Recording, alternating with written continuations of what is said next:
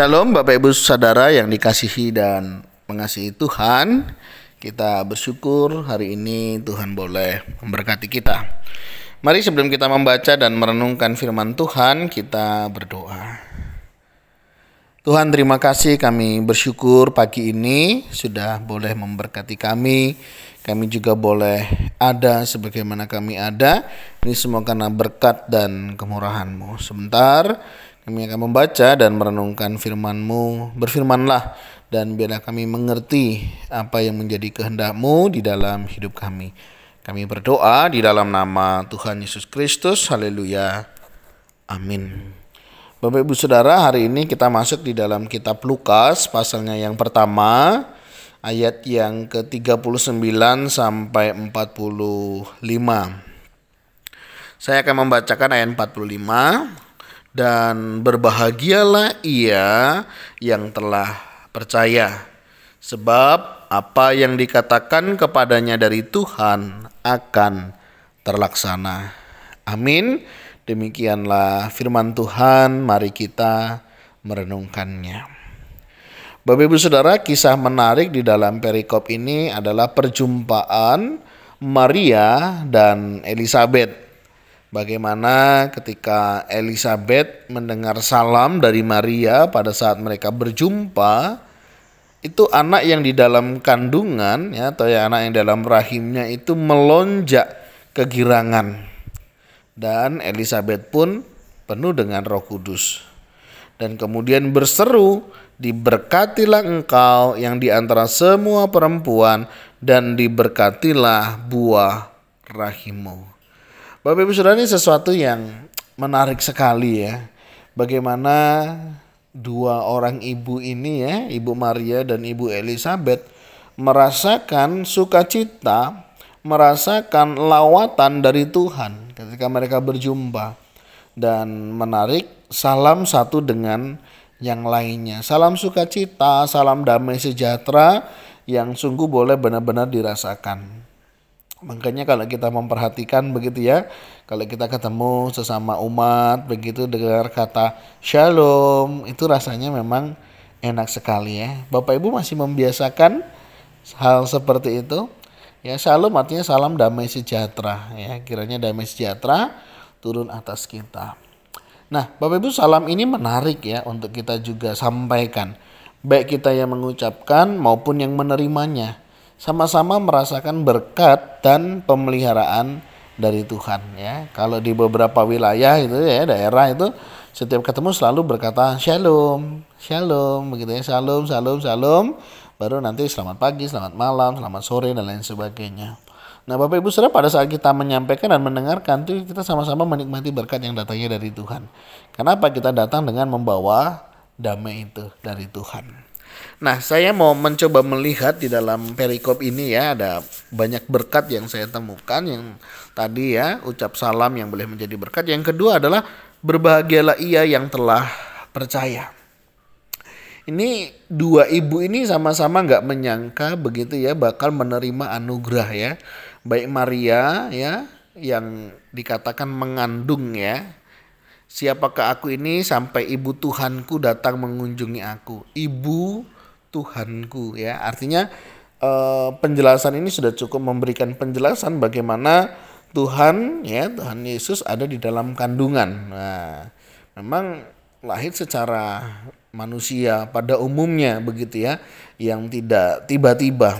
Nah, menariknya di sini berbagilah ia yang telah percaya. Nah, dua orang ini sama-sama percaya akan pimpinan Tuhan, akan firman Tuhan. Ya, sehingga mereka mengalami kebahagiaan. Nah, Bapak Ibu Saudara, sebenarnya kunci kebahagiaan bagi kita orang Kristen sih sederhana. Yaitu ketika Bapak Ibu Saudara mau percaya kepada firman Tuhan. Itu Bapak Ibu Saudara pasti bahagia. Kenapa? Karena di dalam firman Tuhan itu ada kekuatan yang luar biasa. Ketika Bapak Ibu khawatir, firman Tuhan katakan apa? Janganlah kamu khawatir, serahkanlah kekhawatiranmu itu. Itu sesuatu yang menguatkan sekali dan memberkati ya. Ketika kita sedang mengalami kesulitan dan sepertinya kita menemukan jalan buntu, firman Tuhan juga mengingatkan kita, segala perkara dapat kutanggung di dalam Dia. Segala perkara Bapak Ibu Saudara. Artinya apapun yang menjadi pergumulan kita, ketika kita mau bawa itu kepada Tuhan, dengan kita mau dengar-dengarkan firman Tuhan, kita pasti bisa melewatinya. Begitu, ya. Kita pasti bisa melewatinya, kita pasti bisa menghadapinya, dan percayalah, Tuhan akan menolong dan memampukan kita untuk kita bisa melaluinya. Bapak Ibu Saudara yang dikasihi dan mengasihi Tuhan, jika hari ini kita mengalami frustasi, kesedihan, beban berat, ya, datanglah kepada Tuhan dan percayalah akan setiap firman-Nya. Ya, apakah Bapak Ibu Saudara yang sudah menghadapi pergumulan yang berat, masalah kehidupan sudah datang kepada Tuhan? Mungkin di antara kita menjawab, aku sudah datang kepada Tuhan tapi hidupku masih seperti ini saja. Pertanyaannya, sudahkah Bapak Ibu sungguh-sungguh mempercayai firman Tuhan itu? Atau hanya sekedar pengetahuan saja? Jika kita rindu mengalami firman Tuhan dan kuasa Tuhan di dalam hidup kita, percayalah kita pasti akan mengalaminya. Sebab apa yang dikatakan kepadanya dari Tuhan akan terlaksana. Sesuatu yang menarik, ya. Apapun yang dikatakannya akan terlaksana.